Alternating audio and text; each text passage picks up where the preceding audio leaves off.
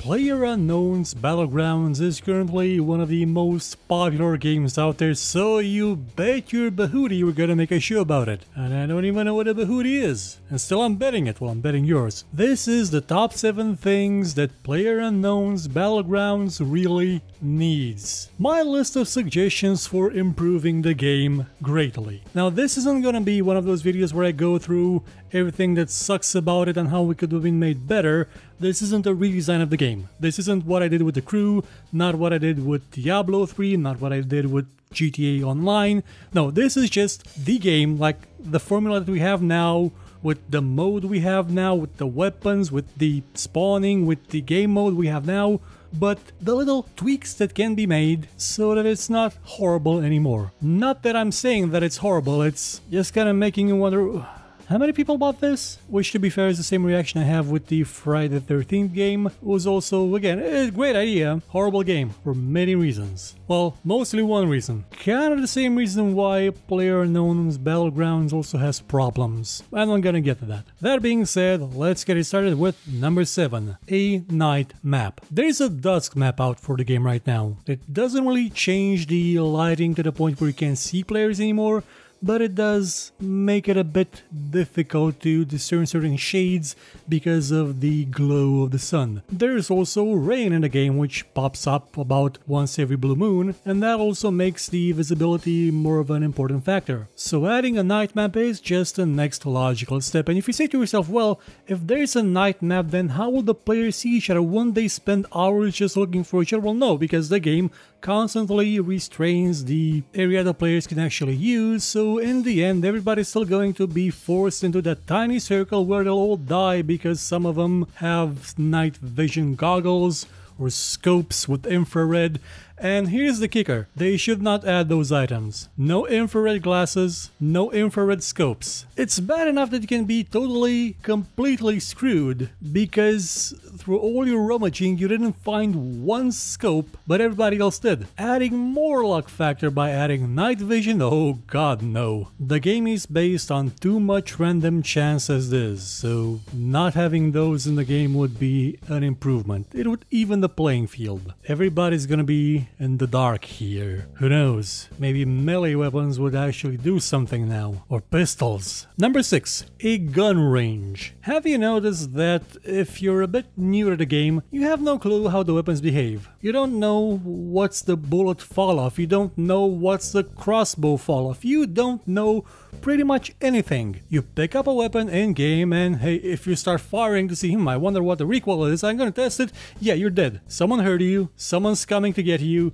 you're dead. Or if not, then you wasted ammo. Congrats. Ammo isn't what you would call everywhere on the weapon you want to, it's mostly everywhere on the weapon you don't have or the one you don't want to. So adding a training mode with just a small area, well not very small, I mean at least 300 meters, with a gun range that you can shoot, yeah, that's something that people could actually use. And before you say, well, get good, learn to play by playing, scrub noob. Actually learning to use all the weapons in-game by using them in-game is something that takes a long time, it's frustrating, and due to issues like lag, you're never gonna be sure if you actually fired them when you thought you did, or if they hit where you aimed. Though I'm hoping you won't turn into the community of Dark Souls or the community of Friday the 13th. That community won the Golden Third Award for fastest community to achieve toxic levels of sulfuric acid. So far my experience with PlayerUnknown's Battlegrounds community was better, like much better than expected. So I don't actually believe anybody's gonna be against adding a gun range to make learning the game easier, so when you actually get into the game, you'll spend more time having fun. Number 5. Landmines. Now this is probably gonna be not on your top favorite list, depending on how you want to play. If you're a sneaker, if you hide in a building for 30 minutes until the circle gets low enough that you have to move, this is probably gonna be up your alley. If not, you're gonna hate it. Landmines seem like a natural fit for the game. Landmines, trip mines, pretty much explosive booby traps or just traps in general. Stuff that you could put in front of a door, stuff that you can hide in a bush, stuff that you can put somewhere where you believe the enemy will one day pass through. And when they do, kablooey! Or they get trapped for a second, or they they get slowed down for a moment or they just get damaged a bit. Naturally, all these booby traps would also work on you. That's actually one of the good things that I believe that the culling actually did. You could put trip mines, well not trip mines, you could put trip wire and caltrops in your path and people would step on them. And I feel that PUBG would benefit from that kind of mechanic. It'll give something extra to the people that don't run around like headless chickens, confident that their lag will protect them from any bullet. And if you're a careful player, like most people are, this won't affect you because the traps would have telltale signs like, you know, a wire, a beeping, a slight red glow in the darkness. Would actually make them even more visible at night, so would it go well with the night map. And besides, they would be kinda useless right at the end because you're usually in a very small space to which you probably ran from the other side of the map, so you didn't have time to put in traps here, and there is no point because the enemy's on the opposite side, so you're not gonna use them anyway. So it'll work, guaranteed. Number 4, a Romania style map. Now, what do I mean by this? Well, I mean two things. One,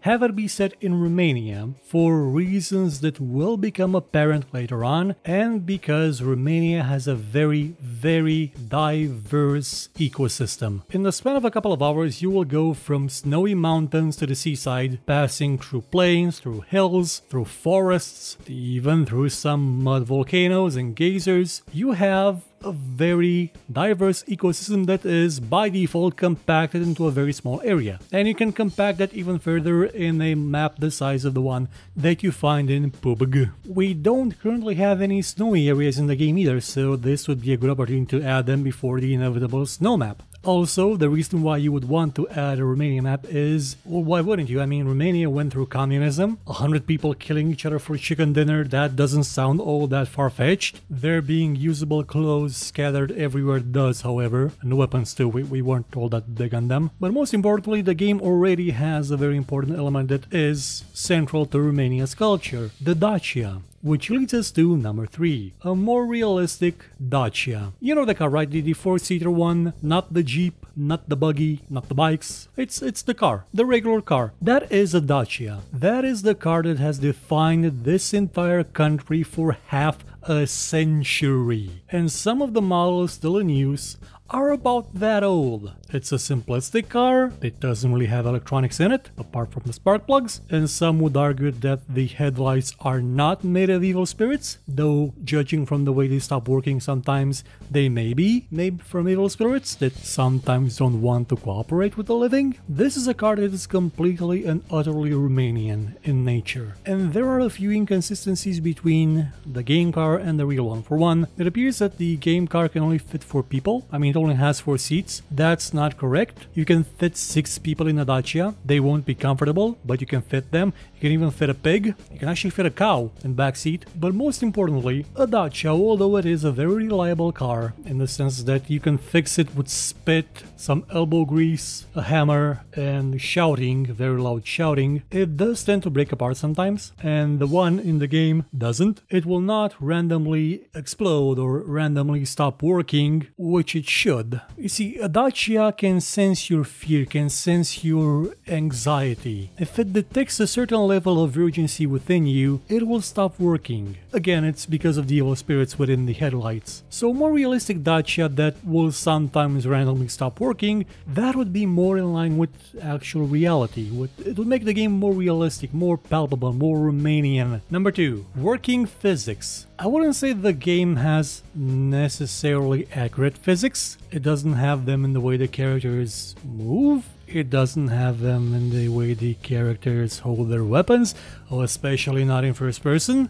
Just try and point your weapon out a broken window and see what happens. It doesn't have physics that function the way they should. And this is a game where you basically live or die by the way that you anticipate that your character will behave in a certain situation.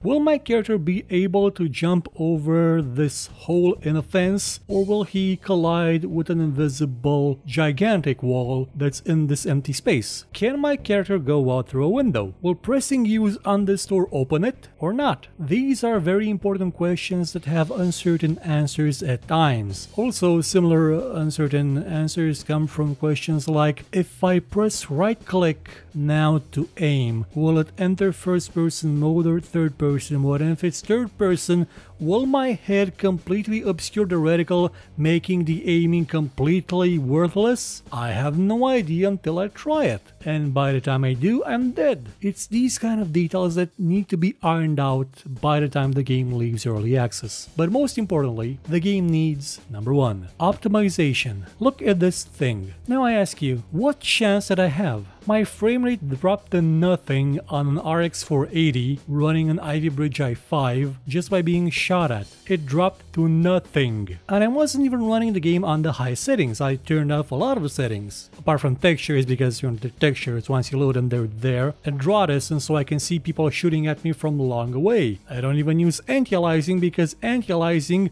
makes players look fuzzy when they move in the distance like they're some sort of predator with cloak on. But the performance sit there when I got hit by bullets, that's inexcusable. And the game running as bad as it does, that's also completely inexcusable. It's not what you would call a great looker. Yeah, I get 100 players that can tax the CPU, but it does this even when there's just 10 left, when there's 20 left, when there's 64 left. You know what doesn't? Battlefield 1. That thing runs like an absolute wet dream compared to this. Sure, the map is smaller, but it looks a heck of a lot better, and there's a lot more going on. A whole lot more going on constantly. Without proper optimization, PUBG is gonna be one of those games that you sort of wish, really wish, would work better so you could actually play it, but it doesn't, so you don't. Sort of like the release version of PlanetSide 2, which to be fair actually looked amazing, and also actually runs better now than it did back then, though it did receive some graphical downgrades.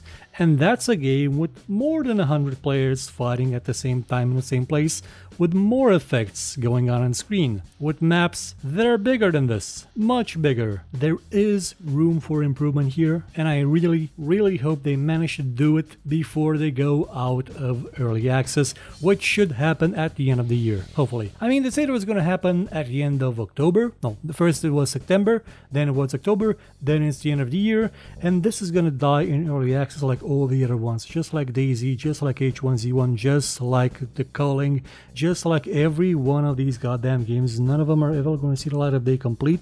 None of them are ever going to be completely made, even though they rake up not billions, but millions of dollars, because people just want one of these games that is good and actually works well for once. So please get it done. When it's done, just get it done and make it not work like absolute ass for no reason. I'd also like to give a special mention to an option to completely disable voice chat on the plane. That can be enabled just as soon as you jump, but have it be disabled by default on the plane and on the starter island. Or just ban anybody under 30 from using the microphone in general. Goodbye.